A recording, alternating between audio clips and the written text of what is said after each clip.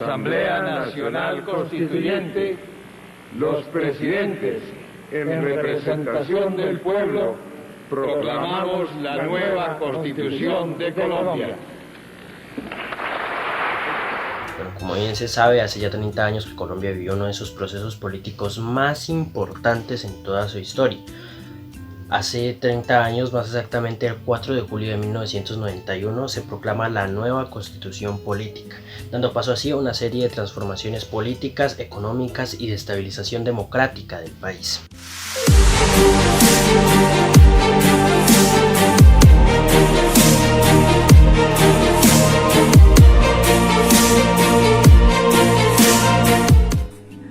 Antecedentes a la Constituyente. Durante más de 105 años, Colombia estuvo regida bajo una constitución anacrónica. La Constitución de 1886 se había quedado obsoleta ante las nuevas particularidades y problemáticas del siglo XX y XXI, pues estaba construida y pensada para afrontar el viejo régimen colonial, el cual Colombia para 1991 ya había dejado atrás. Los grandes vacíos de la Carta Magna en cuanto a reconocimiento de derechos fundamentales y libertades individuales tenían inconformes a diversos sectores políticos y sociales del país. Grupos armados ilegales como el M-19 tenían como premisa para su desmovilización el llamado a una Asamblea Nacional Constituyente, con el fin de facilitar la participación política de los sectores alternativos. Dentro del proceso de negociación con el gobierno de Virgilio Barco, esta solicitud fue negada, entre muchos motivos, porque se temía que los grandes carteles de narcotráfico que estaban en su apogeo aprovecharan esta consulta para eliminar el proceso de extradición. Sin embargo, esta propuesta no fue infructuosa, ya que fue retomada por un grupo de estudiantes en 1989, un grupo autodenominado la Séptima Papeleta. ¿Qué era la Séptima Papeleta? La Séptima Papeleta, un grupo en la cual buscaban la inclusión de una papeleta extra en las elecciones de marzo de 1990, lo cual buscaba hacer un sondeo y un análisis a los votantes si estaban o no estaban de acuerdo con la inclusión de una Asamblea Nacional Constituyente. Ojo, porque esta iniciativa no fue formal, mas sin embargo fueron muchísimos los ciudadanos que participaron a favor de una asamblea, lo cual llevó a que la Corte Suprema avalara una consulta formal el 27 de mayo de 1990. Fueron 2 millones las personas que participaron en la consulta primera, que fue la informal.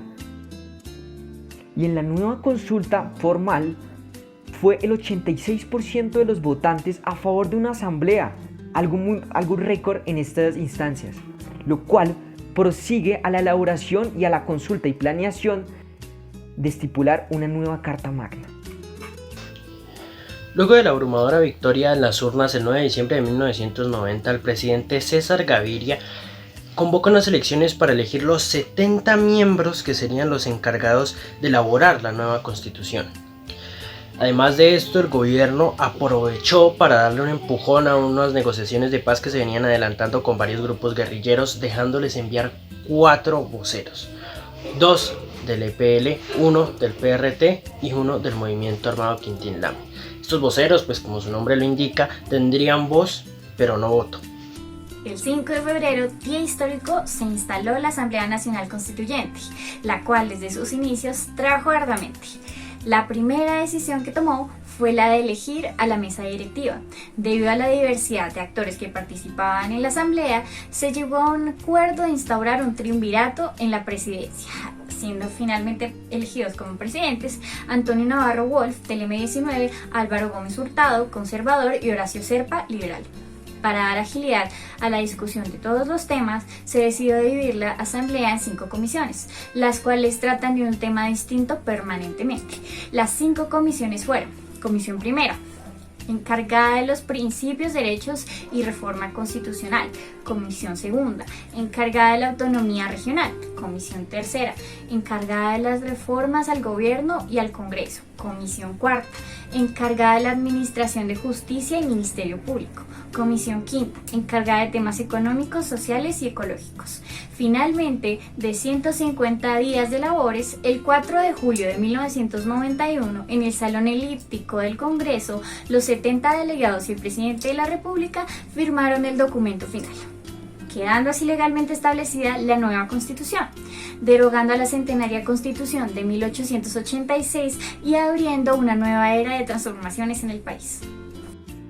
Sin duda, la Constitución de 1991 trajo innumerables beneficios para la población colombiana, incluyendo también la consolidación de las instituciones del Estado. Desde el primer capítulo, desde el primer artículo de la Constitución Política de Colombia, vemos cómo difiere de la Carta Magna del 86, empezando con que es un Estado social de derecho, que permite el transcurso definitivo hacia una igualdad social real y tangible, no solo centrándose en consagrar los derechos fundamentales, sino también consagrando los derechos denominados de tercera generación. Estos derechos de tercera generación son los económicos, los sociales y los colectivos. Un ejemplo de ello puede ser la educación, la salud, el trabajo y demás. Otro de los grandes aportes de la nueva Carta Magna se dio en el ámbito de las libertades individuales. Vemos como el artículo 19 de la Constitución consagra la libertad de culto como parte importante de la organización estatal. Dan a entender que por fin en más de 170 años de República Colombiana se reconoce la completa libertad y autonomía de las personas para controlar y dirigir sus vidas. Pero la defensa de las libertades individuales no solo se limitó al aspecto religioso, también tuvo un aspecto equitativo, como lo promulga el artículo 43, donde se declara la igualdad entre los derechos del hombre y de la mujer. Otro avance importante se dio en el respeto y reconocimiento de las minorías étnicas como indígenas o la población afrodescendiente, como está estipulado en los artículos 171, 176 y 246. La creación de nuevos mecanismos de participación democrática como el plebiscito, el referendo, la consulta popular, el cabildo abierto, la iniciativa legislativa y la revocatoria de mandato tuvieron un papel preponderante en la nueva Constitución, quedando consagrados en el título 4. Con la Constitución del 91 también se crearon nuevas instituciones y organismos gubernamentales pensados y diseñados específicamente para optimizar el funcionamiento del Estado.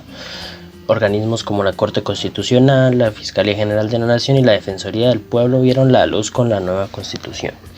En materia económica, tal vez como el mayor aporte de la Constitución fue la independización del Banco de la República, tal como quedó estipulado en el título 12.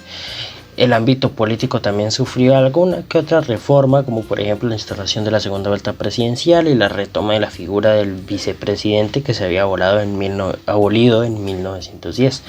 Con la consagración de la Constitución del 91 y de todos sus derechos había un reto muy grande, y era cómo hacer para que en efecto todos los derechos allí impresos se respetaran, y cómo hacer para que la gente pudiera reclamar cuando se le violara alguno de estos. Bueno, con este fin se crearon varios mecanismos, como por ejemplo la tutela, el derecho de petición y las acciones populares, que tenían como fin proteger y asegurar todos los derechos.